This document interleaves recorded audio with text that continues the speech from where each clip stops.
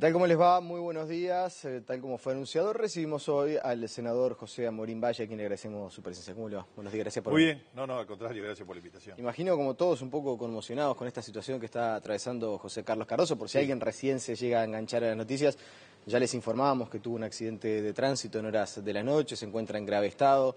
Imagino la conmoción, todos, ¿no? Estamos todos haciendo fuerza para que José Carlos esté bien. Es un gran legislador, es un hombre inteligente, es una persona de bien, es un buen amigo de todos, todos lo tenemos un enorme aprecio. Durante todas estas semanas, además, estábamos compartiendo mañana y tarde en presupuesto.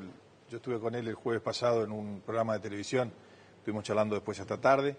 Estamos todos muy golpeados y estamos de verdad deseando que mejore. Estamos bien conformes y contentos, por lo menos que la señora y el hijo estén bien, como nos han informado. Y bueno, estamos haciendo votos todos. Un gran luchador, ojalá se recupere. Un gran luchador y flor de tipo.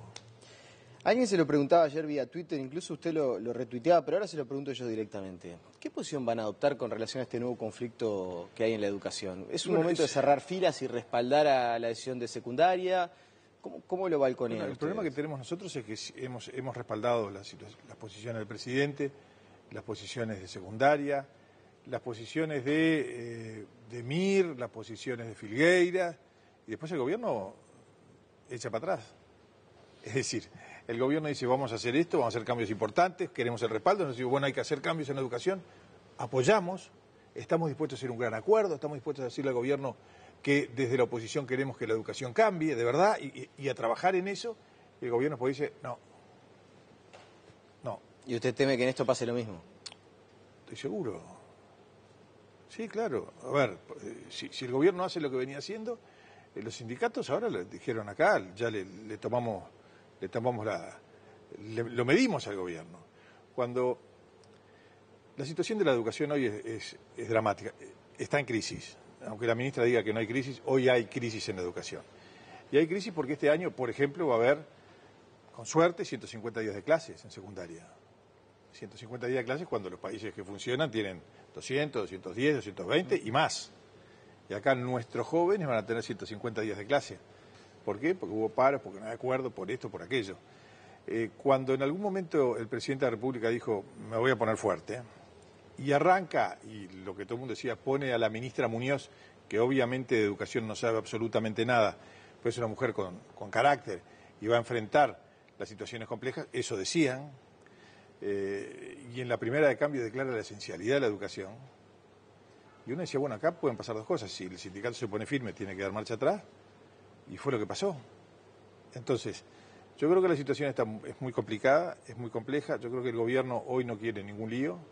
No está dispuesto, me parece a mí, yo creo que ya bajó los brazos, que no está dispuesto a dar la batalla. Y nosotros desde la oposición lo que tenemos que decir es, vale la pena pelear por nuestros jóvenes. Ahora, ¿cómo se hace? Porque ante cada cambio mínimo, en la elección de horas, si eligen por 1 o 2 años, seguramente no se va la vida de la educación. Es decir, porque se instaura este sistema, más allá de que se puedan generar... Ayuda, pero no, ayuda a que mejore la No educación. va a revertir en 2 años el panorama que tenemos porque se elijan docentes que se queden 2 años en los centros educativos. No, en 2 años no va a cambiar nada, pero hay que empezar. ¿Y qué pasa si un docente está 2 años en el mismo, digamos, en el mismo centro educativo? Bueno, que empiece a haber una relación del docente con el centro educativo, empieza a conocer a los alumnos, empieza a conocer cómo funciona, empieza a conocer a los otros profesores, se puede trabajar en grupo, se puede trabajar en serio. Ahora, si cambiamos todos los años... Yo entiendo, pero no todos los docentes cambian todos los años. Es decir, ya al día de hoy hay varios docentes que eligen al mismo año, en el mismo... Hay muchos que siguen mucho tiempo. Exactamente. Entonces, desde ese punto de vista, uno imagina que no es un cambio sustancial el que se va a dar por la elección de horas. Pero ante cada modificación, por más pequeña que sea, paro, ocupación, ¿cómo se hace para gobernar así? Lo primero que hay que hacer para gobernar en general y para gobernar la educación en particular y para hacer transformaciones en la educación es tener convicciones. Uno tiene que estar convencido de cuál es el camino. ¿Y usted cree que en el gobierno no hay convencimiento? Ninguno, absolutamente ninguno. ¿Cómo va a estar convencido un presidente de la República que designa a 2 personas cercanas a él? Una muy cercana, era con el que hablaba de educación y con el que recorría hablando de educación, como era Fernando Filgueira, o si no, el maestro Mir, y los designa para hacer cambios profundos en la educación. Los pone en cargos que de entrada uno dice, ¿por qué no lo puso en el Codicen si quería cambiar? En vez de ponerlo de subsecretario y de director de educación. Pero los pone ahí, los respalda. Y en la primera de cambio se tiene que ir, y se tienen que ir porque se dan cuenta que no van a poder hacer nada, y se dan cuenta que no van a poder hacer nada porque no tienen el apoyo suficiente. Entonces yo creo que cuando Mir le dice en el ámbito político, de su sector político, dice, mire, las reformas no se pueden hacer porque no están dadas las condiciones. Así esto no camina. Se hace público y el presidente lo echa. En vez de decirle, no, mire, las reformas se pueden hacer. ¿Sabe una cosa? Las vamos a hacer y las va a hacer usted. Porque con Filgueira, que era el vocero del Frente Amplio o del presidente Vázquez, en la previa, con Filgueira estamos de acuerdo en un 90% de las cosas. Yo estuve una vez en una conferencia que armó Sendic con aquel grupo que tenía... Uruguay 2030. Uruguay 2030. Que me invitaron y dije, bueno, vamos a ver, van a hablar de educación, vamos a ver qué piensan de educación. Y estaba Fernando Filgueira y a distancia estaba Renato Perti, que muchas veces nos ha asesorado y con el cual conversamos relativamente seguido. Y pensaban lo mismo. En los temas centrales y en las modificaciones que había que hacer, pensaban igual. Y piensa muy parecido a los asesores del Partido Nacional, a los asesores del Partido Independiente. Si hubiéramos puesto a los que sabían de educación, a los que saben, porque nosotros no sabemos, ¿no? Nosotros escuchamos a los que saben, y tenemos, por supuesto que tenemos vocación por ese tema, pero hay gente que sabe mucho más que nosotros. Si hubiéramos puesto a los que saben en una reunión y les damos 2 días para ponerse de acuerdo en las modificaciones que hay que hacer, lo hubieran hecho. Y eso es lo que dijimos todos antes de la elección. Antes de la elección dijimos todos, bueno, vamos a transformar la educación porque si no, no hay futuro. Pero entonces para usted la salida de Mir y de Filgueiras, de alguna manera es una victoria de los sindicatos. Sin duda. Una victoria de los sectores que no quieren cambiarlo. Sin duda. De los sectores más radicales del Uruguay, que son los sectores más conservadores del Uruguay. En Uruguay, Uruguay tiene esas particulares. Los que se dicen los radicales son los que no quieren que cambie nada. Los que mantienen todo como está, el statu quo. Esto que quede como está, no se puede mover nada. ¿Cuál fue la última gran reforma educativa que hubo? Completa. La de Rama. Nadie quería cambiar nada. Solo que tiene 20 años. Bueno, Rama dijo hay que cambiar, sabía lo que quería, tenía convicciones y avanzó. Hizo una cantidad de cosas que hoy son muy importantes, de la educación preescolar, la formación de profesores en el interior, estaba todo centralizado acá, los bachilleratos tecnológicos, que hoy son el orgullo de la UTU y del sistema educativo. Sí, los liceos de tiempo completo. Los liceos de tiempo completo, las escuelas de tiempo completo. Ahora, lo hizo porque estaba convencido que había que hacerlo. Tuvo resistencias, pero al final se hizo. Bueno, lo que no hay hoy es convencimiento, no hay convicciones, no hay ganas, no hay coraje para enfrentar la situación. Hay que enfrentarla. ¿Y está apta María Julia Muñoz para estar en el cargo? María Julia Muñoz no sabe del tema. Ahora, el ministro de Educación no tiene por qué ser un experto en educación. Ella no sabe nada del tema. Ahora, lo que tiene, ¿Nada? ¿De educación? No, nada. Digo, sabe como una persona normal. Ahora que está en el ministerio, verá un poquito más. Pero es obvio que no es su especialidad. A ella la pusieron, supuse yo, con el fin de, una mujer de carácter, sin duda, de apuntalar y empujar las reformas. Ya no lo hizo. O sea, yo creo que ya no tiene sentido que esté. No tiene ningún sentido que esté. Hoy la educación es lo que manda el Codicen. Y el Codicen ha dicho, la reforma no se va a hacer desde afuera. La reforma hay que hacerla desde adentro, con los docentes. Ahora, hay otro tema que el Uruguay todavía no tiene claro, es que los docentes y los sindicatos docentes no es lo mismo. Yo estoy convencido, porque los conozco, porque conozco a tantos, que la enorme mayoría de docentes son vocacionales. Y la enorme mayoría de docentes quieren trabajar en un ambiente mucho mejor. Y quieren trabajar para que lo que ellos hacen tenga resultado. Que puedan educar y que puedan transformar la educación. Pero entonces es momento ahora de esos docentes que no están afiliados a los sindicatos a demostrar, a ir, a elegir horas, que se asignen la mayor cantidad de horas posibles y eventualmente que la medida de los sindicatos quede sin efecto. Yo espero yo que en algún momento esas cosas empiecen a pasar. Porque en algún momento tenemos que decir basta. En algún momento tenemos que decir, che, yo soy docente, yo tengo vocación por esto, yo gano menos de lo que debería ganar, pero lo hago porque me gusta y porque es mi pasión y es lo que yo siento que hay que hacer. Bueno, vamos a tratar de hacerlo bien. Porque hay una cantidad de cosas que dicen los docentes en general que es cierto. Que ganan poco y que deberían ganar mucho más, es cierto. Y que habría que pensar en un acuerdo salarial a larguísimo plazo para que se fuera recuperando de verdad y para que un docente tenga el ingreso de un profesional medio. Y haya un estímulo y se forme más docentes, claro, todo eso estamos todos de acuerdo. Porque pero hay que hacerlo y hay que decirlo, porque es cierto, yo tengo un hijo de 16 años y me dice, ¿qué voy a hacer? Me encantaría ser o profesor de historia o ingeniero. ¿Y cómo le va a los profesores de historia? Y bueno, realmente es un estímulo extraordinario ser profesor de historia, pero ganan bastante menos que los ingenieros. Bueno, entonces yo por las dudas voy a ser ingeniero. Entonces tenemos que ir solucionando esos temas. Por supuesto, que no tienen 10 años, que no son de este gobierno del Frente Amplio, al contrario, tienen mucho más. Bueno, pero en estas cosas, como es la educación, tenemos que ponernos todos de acuerdo, porque hasta desde el punto de vista egoísta, político, nosotros sabemos que el resultado de lo que hagamos ahora en educación no está para la próxima elección, y a lo mejor ni para la otra, es para la otra. Entonces, por eso es que tenemos que hacerlo todos ahora.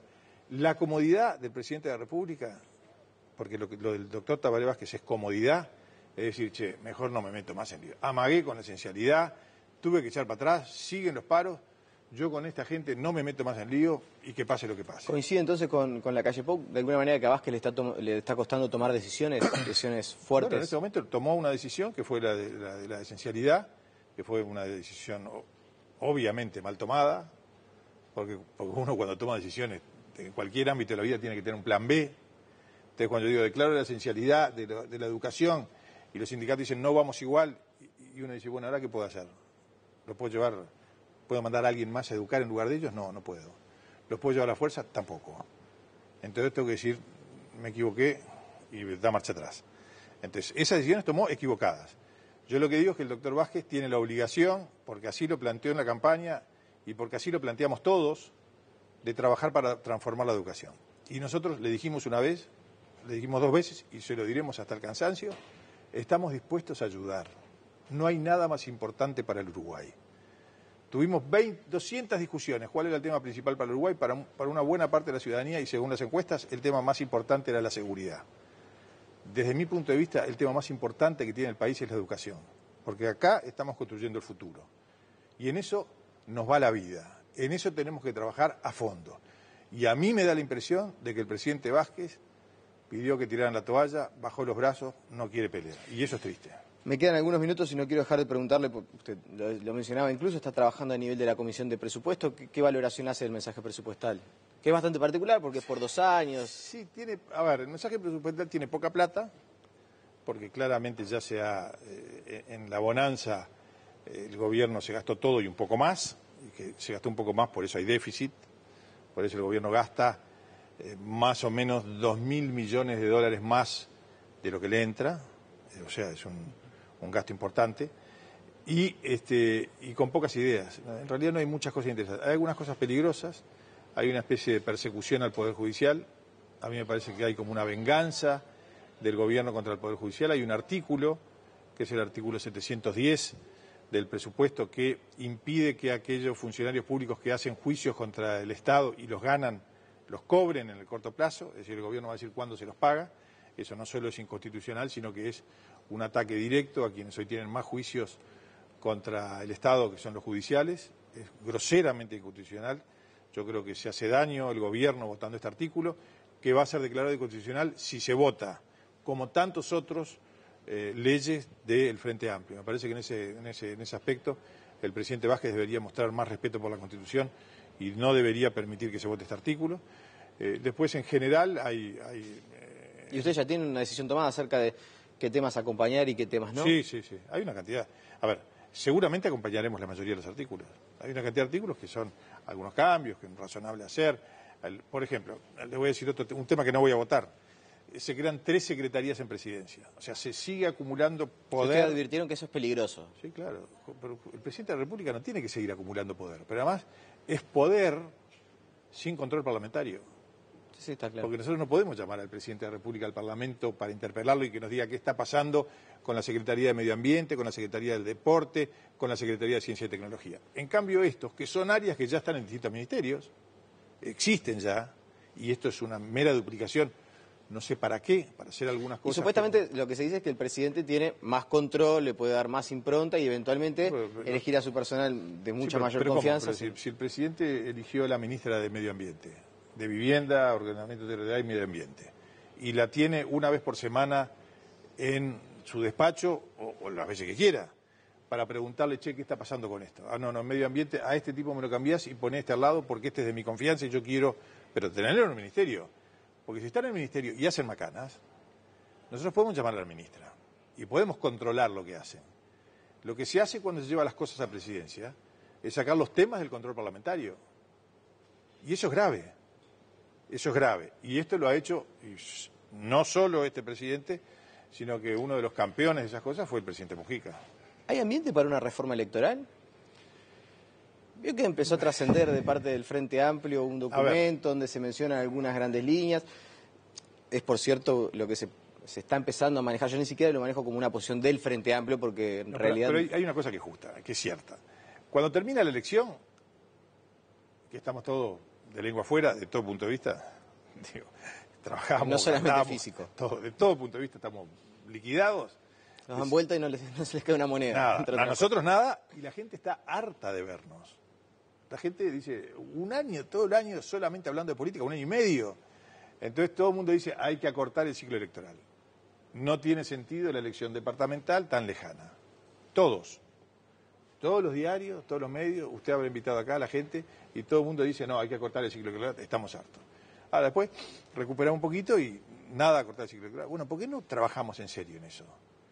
¿Por qué no empezamos, por ejemplo, a pensar en el voto cruzado, en poder votar todo el mismo día y que la gente pueda votar un intendente de un partido, un presidente, como lo hacen todos los países? ¿Usted prefiere votar todo el mismo día y no diferir las elecciones departamentales para dentro de 2 años? Yo puedo conversar los temas, pero por ejemplo, si votamos todo el mismo día, el pueblo uruguayo dicen que es un pueblo culto, con cultura para votar, se hace en toda América esto. Ahora, libertad para elegir, ¿por qué?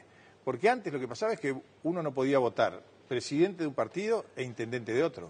Acá se puede cortar presidente de un partido, intendente de otro. Es más, y alcalde de otro, que hoy no se puede hacer. Hoy cuando se vota en mayo, uno tiene que votar al intendente de un partido y al alcalde del mismo partido. Eso nosotros los colorados y el Partido Independiente queríamos cambiarlo. El Frente Amplio acordó con el Partido Nacional y mantuvieron ese voto pegado. Yo creo que cuando, en el caso de alcalde, el alcalde es evidente que la gente tiene que votar al que conoce. Muchos son localidades de 5.000, 6.000, 3.000, 8.000 habitantes, donde se conocen todos y saben quién es el que puede hacer las cosas bien. Y no importa de qué partido es. La gente lo quiere votar a él. Ahora, yo quiero votar a un intendente de un partido y tengo a mi amigo el alcalde que lo quiero votar que es de otro, no puedo. La última y en los 30 segundos que me quedan. Hay una propuesta que también se maneja dentro del Frente Amplio de reforma constitucional, de modificar, quitarle el poder al presidente y dárselo al Parlamento, incluso de reformar el aspecto del Poder Judicial. ¿Es un camino peligroso empezar a recorrer ese? A ver, yo no creo que sea necesaria una reforma constitucional en ese aspecto. Estoy seguro que sabiendo lo que piensa el Frente Amplio de los temas de separación de poderes y judiciales, donde hay mucha gente que no cree en la separación de poderes en el Frente Amplio, hay mucha gente que no cree en la República en el Frente Amplio, hay otros que sí, pero hay muchos que no creen. Yo creo que es peligroso un cambio constitucional que tenga que ver con el Poder Judicial, porque lo que ha demostrado un sector importante del Frente Amplio, el más importante hoy, es no tener ningún respeto por el Poder Judicial, atacar no solo las sentencias, sino que atacar personalmente a los ministerios de la Suprema Corte de Justicia, hacer asonadas en la Suprema Corte de Justicia. Esos temas son enormemente peligrosos porque van a lo que es la base del Uruguay, a lo que tenemos desde Artigas, de las instrucciones del año 13. La separación de poderes es para nosotros algo fundamental y es la base de la República. Y si el Frente Amplio, algunos grupos del Frente Amplio, quieren empezar a discutir los temas que tienen que ver con el Poder Judicial, ahí tenemos que abrir los ojos. Senador José Morín Valle, le agradecemos su presencia esta mañana. Muchas gracias. Buen día. La pausa y seguimos con muchas más noticias.